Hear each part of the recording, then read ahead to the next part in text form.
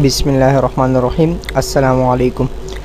हमारा अगला टॉपिक है टाइप्स ऑफ मेन्यू, यानी मेन्यू की अक़साम। मेन्यू की कितनी अक़साम होती हैं, आइए देखें। सबसे पहले माइक्रोसॉफ्ट वर्ड को ओपन किया और एडिट मेन्यू को सेलेक्ट किया।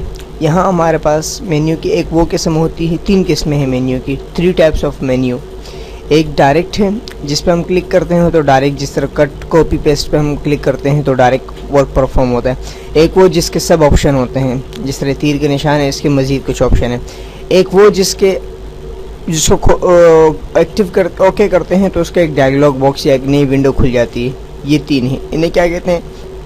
एक डायरेक्ट है, डायरेक्ट एक्शन परफॉर्म करता है। एक है जिसके सब ऑप्शन खुलते हैं, और एक है जो कि डायलॉग बॉक्स को ओपन करता है, नई विंडो को। इसकी पहचान क्या है?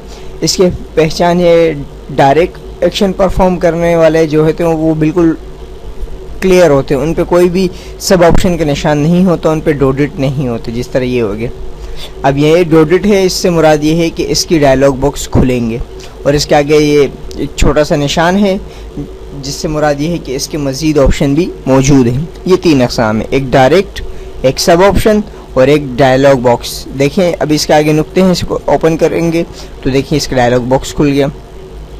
अब दोबारा अगर हम इनमें से किसी एक को सेलेक्ट करेंगे, इसके भी डायलॉग बॉक्स खुलेंगे, इसके भी गो टू के भी खुलेंगे। इसी तरह ये तीन इनकी पहचान है, तीनों उनकी। मिलते हैं अगले टॉपिक। अल्लाह ने